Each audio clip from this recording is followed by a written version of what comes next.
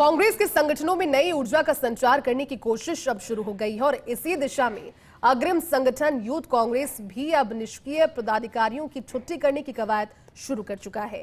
पहले जयपुर में 2 दिन फीडबैक और उसके बाद परफॉर्मेंस रिपोर्ट पर मंथन होगा।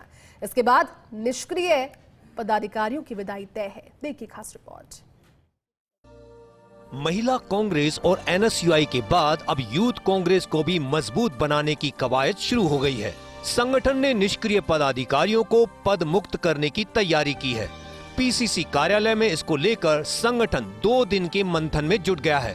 संगठन ने सभी विधानसभा अध्यक्षों और प्रदेश कार्यकारिणी के पदाधिकारियों की संभाग प्रभारियों के जरिए परफॉर्मेंस रिपोर्ट तलब की है। पहले प्रभारी, प्रदेशाध्यक्ष और दोनों कार्यकारी अध्यक्ष रिपोर्ट को क्रॉस चेक करेंगे, फिर पद मुक्त करने का फैसला होगा। देखिए, बहुत ही ट्रांसपेरेंट प्रक्रिया अपनाई है राजस्थान यूथ कांग्रेस ने। 1 साल लगभग हो गया है, विधानसभा चुनाव चला गया, लोकसभा चुनाव चला गया। अब 1 साल निर्वाचित बॉडी का आए हुए हो गया। उसके बावजूद कई ऐसे पदाधिकारी हैं जो अभी तक एक्टिव नहीं है या संगठन ने जो पैमाना तय किया उस पर कार्य नहीं कर रहे हैं, और भी कई सारी अन्य शिकायतें हैं। तो आज सभी को एक ट्रांसपेरेंट प्रक्रिया के तहत हर एक संभाग प्रभारी उनकी रिपोर्ट का एनालिसिस करेंगे और उस रिपोर्ट को लेकर वो प्रेसिडेंट और वर्किंग प्रेसिडेंट से मिलेंगे। फिर इनका जो निर्णय होगा उस निर्णय के आधार पर जितने पदाधिकारियों को संगठन में रखना है और जितने पदाधिकारियों को संगठन से बाहर का रास्ता दिखाना है, कई लोगों के यहाँ नए लोगों को बनाना है, वो सारा निर्णय लिया जाएगा। संगठन ने 200 विधानसभा अध्यक्ष, 10 प्रदेश महासचिव और करीब 60 सचिवों की परफॉर्मेंस रिपोर्ट तलब की है। दरअसल विधानसभा और लोकसभा चुनाव में उनकी कार्यप्रणाली को लेकर गंभीर शिकायतें संगठन को मिली।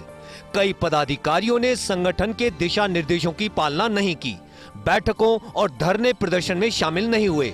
हालांकि हटाने से पहले अपना पक्ष रखने का उन्हें एक मौका दिया है। जो विधानसभा स्तर पर विधानसभा अध्यक्ष के रूप में काम कर रहे थे, जो पदाधिकारी निष्क्रिय हैं, उनको कहीं ना कहीं हम वहाँ नए लोगों को एडजस्ट करके उन लोगों को नई जिम्मेदारी देना चाहते हैं। क्योंकि जिस प्रकार से संगठनात्मक जो कार्रवाई होती है, संगठनात्मक जो काम होते हैं सरकार के खिलाफ, चाहे कार्यक्रम को लेकर हो, चाहे दिल्ली जयपुर के कार्यक्रम को लेकर हो, चाहे विधानसभा और लोकसभा में उनकी कार्यशैली को लेकर हो, उनके कार्यशैली के आधार पर उनका कार्य तय किया जाएगा। जानकारी में आया है कि करीब 70 विधानसभा अध्यक्ष और 10 प्रदेश पदाधिकारियों पर अब गाज गिरना तय है।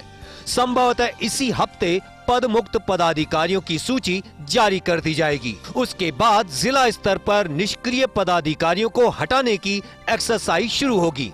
संगठन का दावा है कि छटनी के बाद मेहनती और नए चेहरों को उनकी जगह मौका दिया जाएगा। Dinesh Dangi, first India news, Jaipur.